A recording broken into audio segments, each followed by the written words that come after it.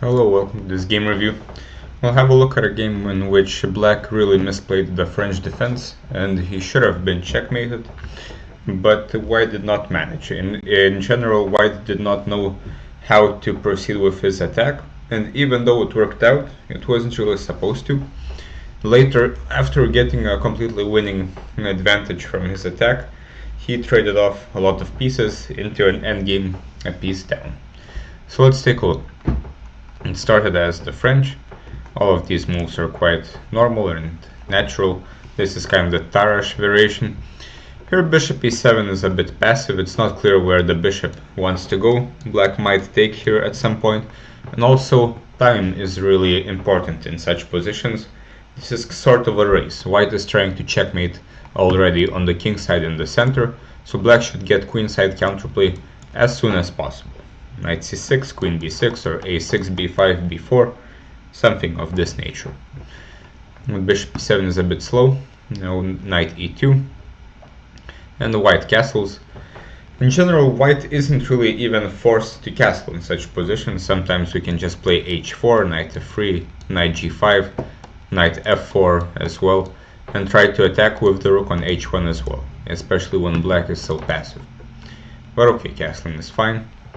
Now the knight went to f3, and black played c4, which is a very typical mistake in such positions. This really relieves the tension, which means white's pieces will not need to defend d4 anymore. They can just go ahead with the attack, and black's only plan now is to play b5, b4, try to create some weakness on c3, which is a little bit abstract, though black also has the idea of f6, which is basically his only saving grace, so to say, which he eventually played. So b5, white played a3 very quickly, basically instantly, which means white has a somewhat of a bad habit in such a position. a3 doesn't really stop much. a5, rook b8, b4 will happen anyway if black wants it. So and in that scenario the a file will open, which is actually not exactly in white's favor, because black is the one playing on the queen side. Even though we're opening a rook, we don't really want open files on the queen side, because that would give black counterplay.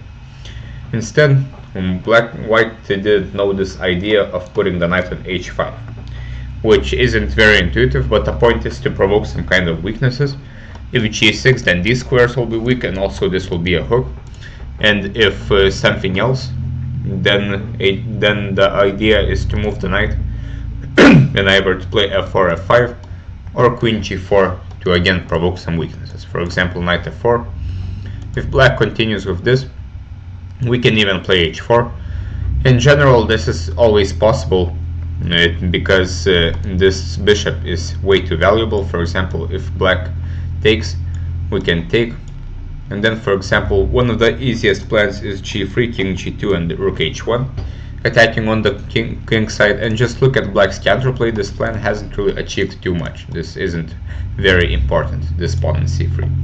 So this is close to winning for white. Other moves are also possible, so this is an idea worth keeping in mind. Otherwise, knight h5 is also possible. We might play g3, king g2, h4, knight g5, bringing more pieces towards the attack. White should attack with his pieces at this point. Rook e1 to e3 is also an idea. But a3 is a bit slow, then bishop d2 is also a bit slow. And at this point, after f6, black is trying to get some kind of counterplay. And at this point, white's only very strong move is to go knight f4. This is also a very standard idea, to attack the pawn on e6, which has now been weakened. This is the drawback of this move. And black doesn't have a very good way to defend. For example, if he moves the knight randomly, now this knight is really out of play, though the pawn is defended. For example, here, bishop f6. Now white also has targets on the e-file, rook e1, and such a position is basically positionally winning for white because of these squares and black's lack of counterplay on the queen side. This b4 idea isn't extremely effective. And with queen b1, the problem with this move is that the queen is simply too far away from the king side, and this is not exactly the battery that we want. We want the queen and the bishop in front of each other with the queen ahead. The problem with this is that we've attacked h7, but with the bishop takes here, it's not entirely tragic for black, and now he can open the center while white's pieces are a bit misplaced. And for example, after bishop h7, just move the king, and white is not really checkmating here as his pieces didn't really come to the king side. This bishop is misplaced, and the center is opening up, and now white isn't too much better. If these pawns get eliminated, black will have definite counterplay. But black played g6, which allows a very obvious piece sacrifice, and it should be quite clear that white is at least a lot better here. At the absolute minimum, we can make a perpetual check, but of course white wants more. And now there are many wins. White chooses knight f4, bringing more pieces to the game. And queen e8, check. And knight g6 is a very nice move. This threatens queen h8, king f7, queen h7, checkmate, so black has to move the queen to run away with the king. So white gives a check, another check, but at some point we have to find some kind of knockout blow. At this point the problem is that black's king is kind of running away. So maybe there were better ways to play, but still this is winning. If we find the move queen h5, which is a very nice move, the threat is knight h8. Interestingly enough, the main threat at least. Another threat is to take the rook, where the king will have to take back because of the check, and the king will be stuck on the king side. It's very important to fix the opponent's weakness, which is the king, and not let it run away. But after bishop h6, this doesn't exactly create any threats because the rook was already attacked. If we want to take the rook, we should just take the rook. Though here the king is running away and white's attack is sort of over. He is still a lot better, but it's not that clear. But bishop h6, rook f7.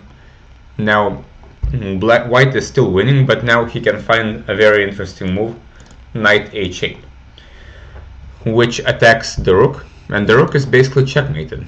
It has to go here, but now we take the knight, which is defending the rook. Black has to take this, and at the end of this variation, white is still a bit of material up, but comparing with the variation seen before, black's pieces are completely undeveloped, and he also takes this pawn. So 3 pawns and the rook for 2 bishops, as well as an attack, should be winning for white.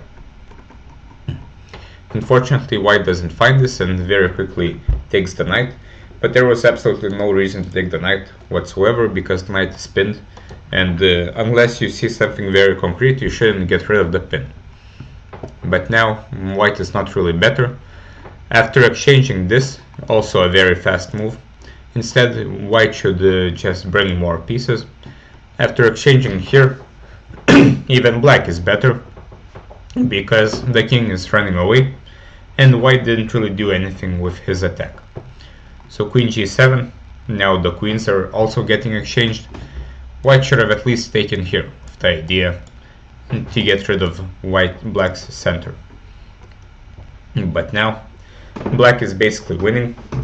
It's unclear why he took with the knight. Taking with the king is better as the knight can pressure e5. But okay, at this point white does have 2 pawns for this dormant bishop on c8, which means white is not completely lost, but he should as soon as possible start pushing his connected passed pawns on the king side. So knight e5 happened, king c7, and white played f4, which is a very natural move, but it's sort of a mistake as it doesn't really do anything. The knight wasn't attacked yet anyway, this pawn isn't going anywhere else, f5 is not really an idea. White's only trump are these pawns, so let's just push them. g4, we can bring the king as well, h4, and slowly but surely white is making progress. Black will still have to unravel his queen side somehow, which gives white a lot of time to make progress on the king side. But okay, f4, now knight g6, g3, so this is a bit slow but necessary. Bishop b7, rook f2, but this move is a bit abstract, again played very quickly. It's not clear what this move is supposed to do. The rook isn't really defending anything here. Doubling on the f-file is not clear why it would be useful. Again, white's only trump are these pawns, so let's just push them. And of course, pawns are very slow pieces, which means when we have a chance to push a pawn and get it closer to the last rank, we should use it. If we can't find the move, let's push a pawn. And this pawn will clearly be better on h4 than on h2. And slowly we are making real progress. Rook f2 is a bit slow. Black exchanges here, but he should have improved his rook with tempo, as this is a threat. But now white gets to exchange the rooks. And after b4, now we have this endgame, in which white has basically 2 pawns for a bishop, but this bishop is as bad as it can get. It will take a while for it to get back in the game. Also, this king is quite far away, and importantly, black has no targets at the moment, so black cannot really win this position. But for white to win, he should bring his king as soon as possible to these squares, and because as we can see, if we push the pawns, which white did instantly, again, they're not exactly becoming queens quite yet.